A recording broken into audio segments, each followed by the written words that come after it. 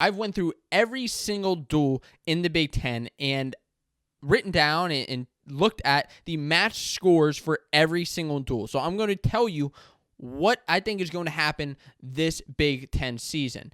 And it's going to be a fun season. It's going to be a thrilling season. And there will be some upsets. So how exactly did I go through this? I did an entire prediction spreadsheet that you can see right here if you're watching on video, the entire prediction for the upcoming season. So I'm talking from the beginning, from January, I think 7th is the first day, till February 20th, exactly what happened. So let's look at right now at the beginning of the season, the top 8 Big Ten teams. The top 8 Big Ten teams right now in the preseason, you have Iowa at number 1, Penn State, then Michigan, Ohio State, Nebraska, Rutgers, Minnesota, Illinois. Those are the top 8 teams at the beginning of the season.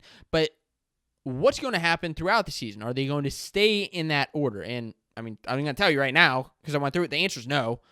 They're not going to stay in that exact spot.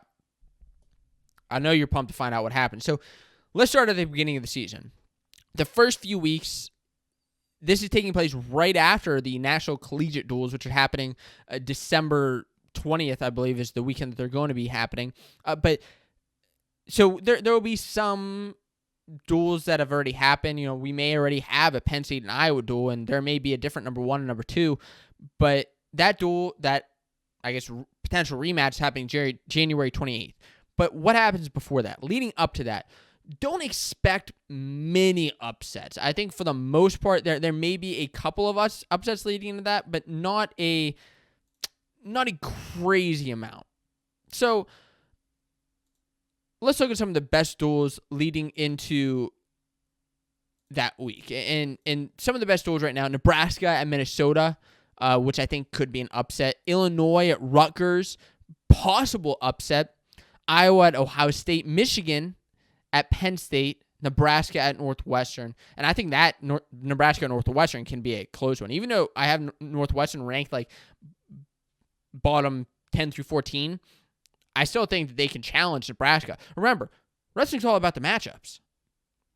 Just because a team is ranked at number, 6 or whatever, I think I have Nebraska number 5, whatever they're ranked at doesn't necessarily mean that they're going to stay there throughout the season. And especially, preseason rankings essentially don't mean that much because nobody's wrestled yet. Nobody knows what these teams are bringing.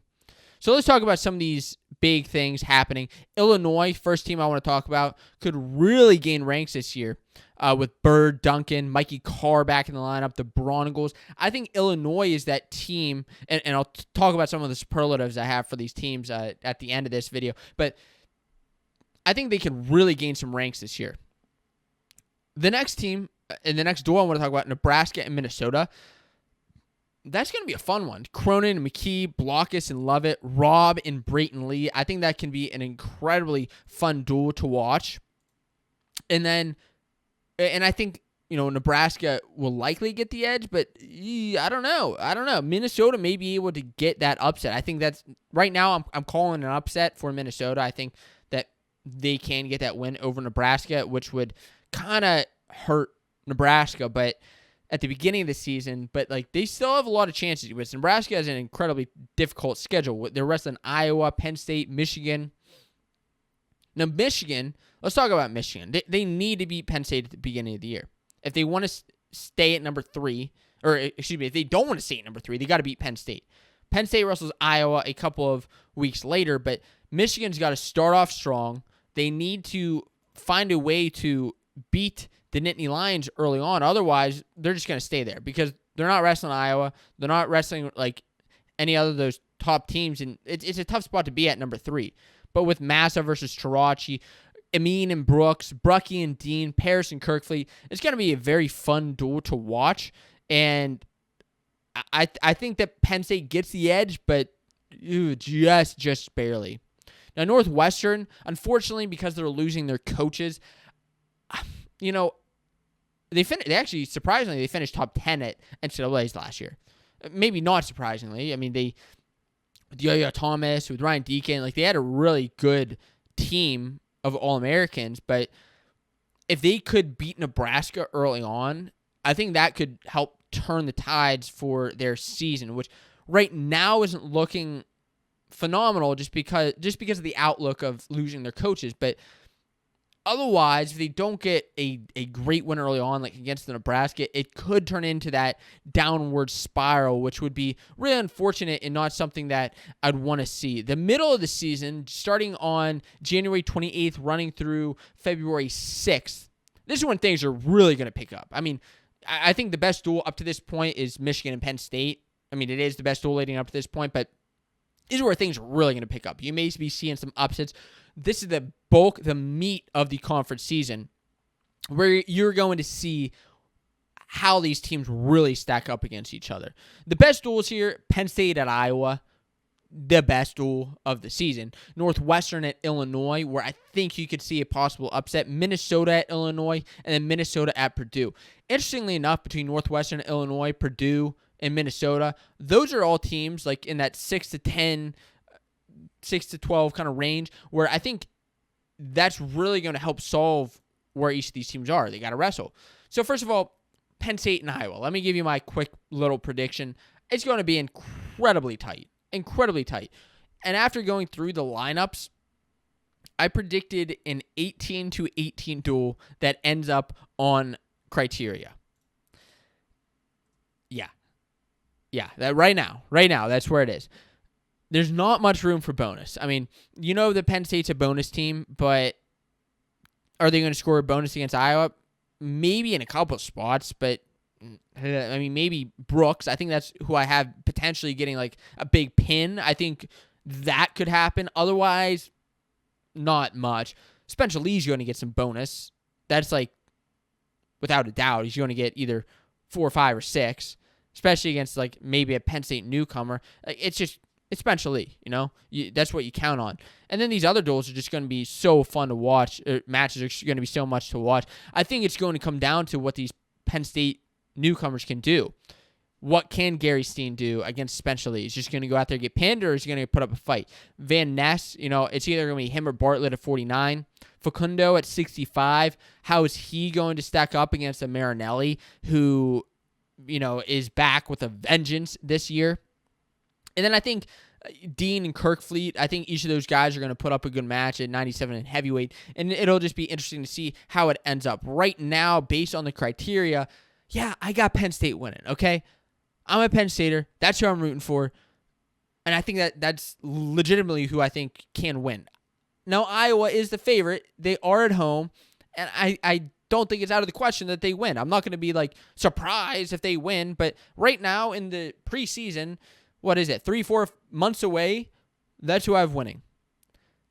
Let's talk about some of these other teams like Purdue, Illinois. Now, Illinois, I think from Iowa, after their Iowa duel, unfortunately, it's not going to go their way necessarily, but Illinois, is going to go from Purdue to Northwestern to Minnesota to Indiana, and I think that duel or that kind of progression can be good for them. Similarly with Purdue, who go from Illinois to Wisconsin to Indiana to Minnesota, they can start picking up some real steam. And I think if they, Purdue, for example, if they beat Illinois, then go on to have a good match against Wisconsin and can beat Indiana, that sets them up for a great duel against Minnesota that can propel them upwards in the rankings. And similarly with Illinois, if they can, they're going to have that loss to Iowa, but from there, if they can beat a Wisconsin or Nebraska,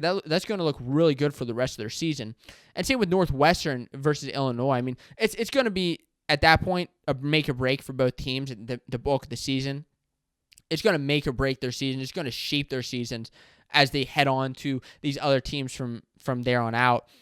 And then at the end of the season, we're going to really see what happens with these teams from February 11th through the 20th. Northwestern at Michigan State. I think that's just going to be a great duel just because of the nature of it, kind of how the teams stack up against each other. Illinois at Wisconsin, Iowa at Nebraska, and then a couple other teams that I want to mention is Ohio State, Rutgers, each of these teams who will be coming in with solid squads, but Ohio State is scattered up and down. They have an up and down kind of schedule.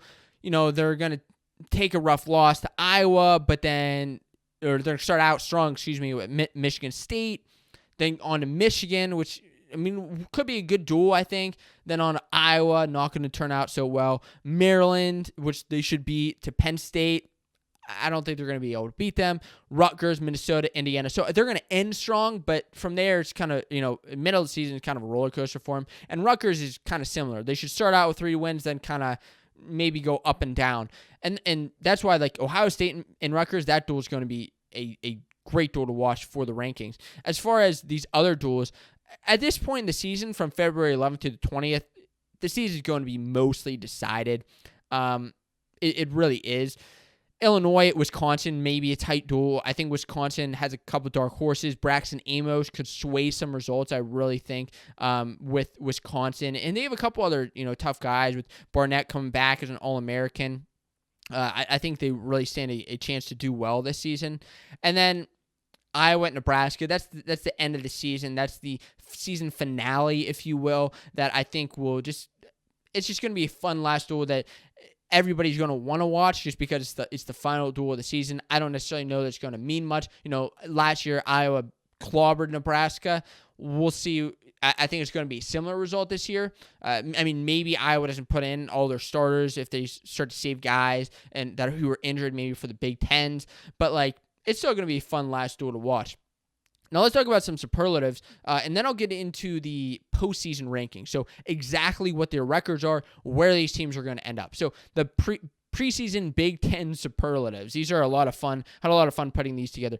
Teams with the most to prove: Ohio State and Rutgers. I think each of these teams, after last year, just have a lot of kind of pent-up aggression. Rutgers obviously going 0-4. I think they have a lot to prove this year, especially even with losing Suriano. They have a lot that they're going to be pushing for. The toughest schedule is Nebraska. They have some of the toughest teams on their schedule, with Iowa, Penn State, Michigan. It's just tough, Teams that can have a make-or-break season: Illinois, Purdue. I think each of these teams, and I would honestly even throw Northwestern into that bunch, they can have a great season, or they can have 4-4, or 5-3, something like that. Or they can have a season that's 2-6. Nothing great, nothing to brag about. I think it could go either way. The most solid lineup out there is Iowa, without a doubt. Teams to watch: Michigan. I think Michigan's a team to watch, because if they beat Penn State early on, that's going to put a massive, and they go undefeated from there, a massive roadblock. And what happens if Penn State beats Iowa, or even if Penn State loses to Iowa? They're going to share in that Big Ten. So I think Michigan's that team to watch for you. As far as the postseason rankings, where I think each of these teams are going to end up. Now, like I said, I said that Penn State's going to beat Iowa. So because of that, they'll go 8-0, and Iowa will be at number 2 at 7-1. And then Michigan, 7-1 also. I don't think Michigan's going to be able to beat those top 2 teams. That's why I have them staying there. Ohio State, only losses to the top 3, I think, with a 5-3 schedule. Rutgers and Nebraska, I think, could really go. You can kind of flip-flop them. If Nebraska loses to Minnesota, that's going to bump them down a bit. But Rutgers, if they end up going 5-3, their toughest loss to Ohio State, that's not too shabby. Nebraska as well. Still maybe can't cross the threshold of that top 5, but maybe, with that loss to Minnesota, it's not going to turn out well if they do get that loss to Minnesota. The other teams here: Wisconsin, 5-3. I think they're a team that could get into that number 5, maybe 5 in the 6 or 7 spot, likely for Wisconsin. If they beat Minnesota and Purdue, I just not sure if they're quite on par with a Rutgers or Ohio State just yet. Minnesota, I think they could take a few lumps, but maybe Gabriel Stevenson drives the team forward and gets them excited for the future, or for the season. Purdue, Illinois, Michigan State, Northwestern, Indiana, and Maryland. Unfortunately, I don't know that Maryland's going to get a conference dual win. It's just unfortunate.